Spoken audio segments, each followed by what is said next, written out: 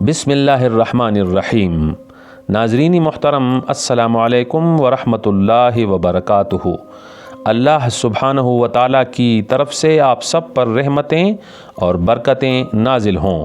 ناظرین محترم، ایک لمحے کے لیے تصور کریں کہ کتنی خوش قسمتی اور سعادت مندی کی نوید ہوگی اس شخص کے لیے جسے رسول و حبیب خدا صلی اللہ علیہ وسلم خوش ہو کر خلعت سے نوازیں۔ ہاں ناظرین محترم، آج کی ویڈیو اس شخص کے متعلق معلومات پر مشتمل ہے جو عرب کا مشہور قادر الکلام شاعر تھا، مگر بدقسمتی سے رسول اقدس صلی اللہ علیہ وسلم کی ہجوگوئی یعنی برائی کو اپنی شاعری کا حصہ بنا لیا۔ اس کی زندگی، شاعری اور انجام کے متعلق تفصیلات تک بڑھنے سے قبل ہماری گزارش سماعت فرمائیں کہ ہمارا چینل سبسکرائب کریں اور بیل آئیکن پریس کریں تاکہ اسی طرح کی تاریخی موضوعات پر ہماری دوسری ویڈیوز بھی دیکھ سکیں۔ آپ سب کا بے حد شکریہ۔ عزیزان من، عرب کا ایک مشہور و معروف خاندان تھا جس کے اکثر افراد شعر و سخن سے تعلق رکھتے تھے۔ یہ خاندان قبیلہ مزنیہ سے تعلق رکھتا تھا۔ اس خاندان کا سب سے بڑا شاعر زہیر بن ابی سلمہ تھا۔ کعب زہیر کا بیٹا تھا۔ آپ کو بچپن ہی سے شاعری کا شوق لاحق ہوا۔ جب یہ شوق سر چڑھ کر بولنے لگا تو کہا جاتا ہے کہ زہیر نے کئی بار اپنے بیٹے یعنی کعب کو سزا بھی دی کہ کہیں نابالغ اشعار کہہ کر خاندان کی ناک نہ کٹوا دے۔ پھر مجبور ہو کر زہیر نے اسے بلایا اور اس کے کلام کو بغور سنا تو اسے حیرت کا جھٹکا لگا کہ کعب اس عمر میں اتنی عمدہ شاعری کیسے کر سکتا ہے۔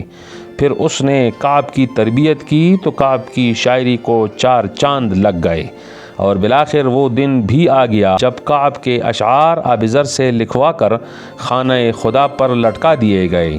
یہ اعزاز زہیر بن ابی سلمہ کو بھی حاصل تھا۔ کہا جاتا ہے کہ زہیر نے خواب دیکھا کہ آسمان سے ایک رسی لٹک رہی ہے اور وہ اس تک پہنچنے کی کوشش کر رہا ہے، مگر باوجود کوشش کے وہ رسی پکڑنے میں ناکام ہوا۔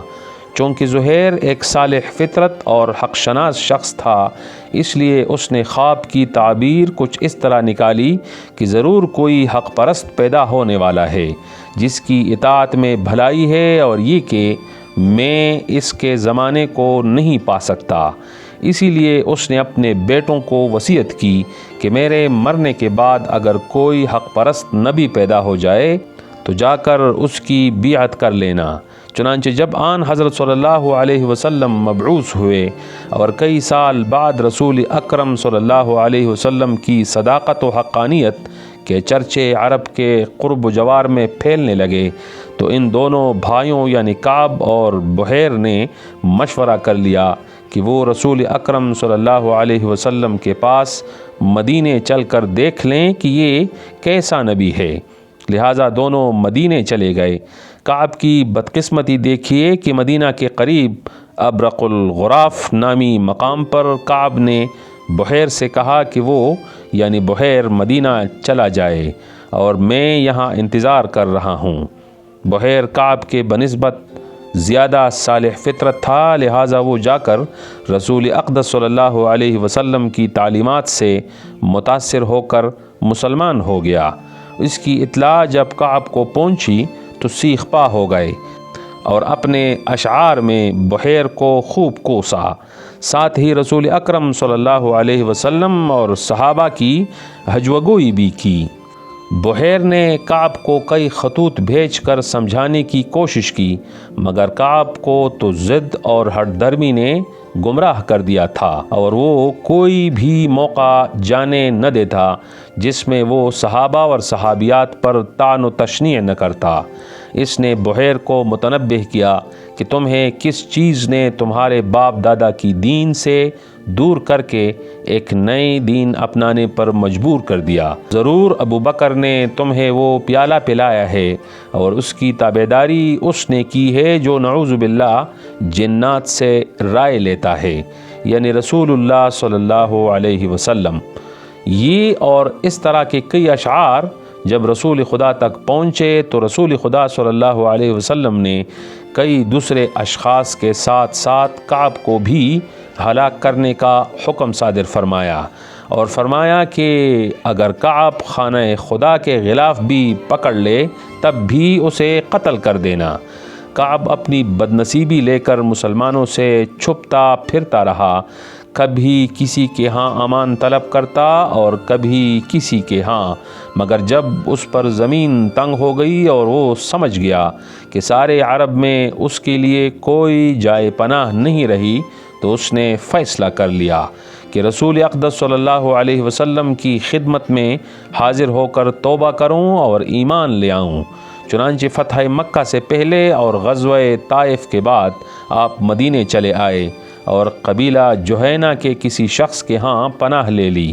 ایک اور روایت کے نزدیک یہ حضرت ابوبکر رضی اللہ عنہ کے پاس آئے اور نماز فجر کے فوراً بعد وہ رسول رحمت کے پاس آ کر دو زانوں بیٹھ گئے اور آن حضرت صلی اللہ علیہ وسلم کے ہاتھ مبارک پکڑ کر کلمہ طیبہ کہا۔ حضور صلی اللہ علیہ وسلم کعب کو پہچانتے نہ تھے، اس لیے پوچھا کون ہو، تو کعب نے اپنی شناخت کروا دی۔ ایک انصاری صحابی نے اسے قتل کرنا چاہا تو رسول رحمت صلی اللہ علیہ وسلم نے فرمایا چھوڑ دو اسے، یہ تائب ہو چکا ہے۔ اس موقع پر حضرت کعب بن زہیر نے اپنا شہرۂ آفاق قصیدہ پیش کیا، جسے عرب قصیدہ بانت سعاد کہتے تھے، مگر اس قصیدے نے قصیدہ بردہ کے نام سے شہرت حاصل کی۔ قصیدہ بانت سعاد کی وجہ تسمیہ اس کا پہلا شعر ہے، یعنی بانت سعاد فقلبی الیوم مبتول، یعنی مجھ سے سعاد جدا ہو گئی تو میرا دل آج اس کی آزمائش سے دوچار ہے۔ اور اسے قصیدہ بردہ اس لیے کہا جاتا ہے کہ یہ دراصل قصیدہ بانت سعاد کا تیسرا حصہ ہے، جس میں آپ نے رسول اکرم صلی اللہ علیہ وسلم کی مدحت سرائی نہایت شاندار انداز میں کی ہے۔ ایک اور روایت کے مطابق جب حضرت کعب قصیدہ پڑھتے پڑھتے اس شعر تک پہنچ گئے، یعنی آپ اللہ کی وہ تلوار ہیں جو اپنی روشنی اور نور میں ہندوستان کی آبدار اور چمکیلی تلوار کی مانند ہے، تو آن حضرت صلی اللہ علیہ وسلم نے خوشی کا بھرپور اظہار فرمایا اور اپنی ردا یعنی چادر مبارک حضرت کعب کو عنایت فرمائی۔ چادر پا کر کعب کی خوشی کا کوئی ٹھکانہ نہ رہا۔ حضرت کعب نے اس چادر کو اپنے پاس سنبھال کر رکھا تھا۔ کہا جاتا ہے کہ کسی نے بھاری قیمت کے عوض آپ سے وہ چادر خریدنی چاہی، مگر آپ نے صاف انکار کر دیا۔ آپ 39 ہجری کو فوت ہو گئے اور مدینہ منورہ میں دفن ہوئے۔ حضرت معاویہ رضی اللہ عنہ نے بعد میں آپ کے ورثاء سے باختلاف روایت 40,000 یا 20,000 درہم کے عوض وہ چادر مبارک خرید لی، جسے آپ جمعہ و عیدین کے موقع پر زیب تن کیا کرتے تھے۔ پھر وہ چادر بنو امیہ کے خلفاء کے پاس رہی اور یہاں تک کہ خاندانی بنو عباس کے خلفاء میں نسل در نسل منتقل ہوتی رہی۔ کہا جاتا ہے کہ یہ ردا مبارکہ ترکی کے مشہور عجائب گھر توپ قاپی میں موجود ہے۔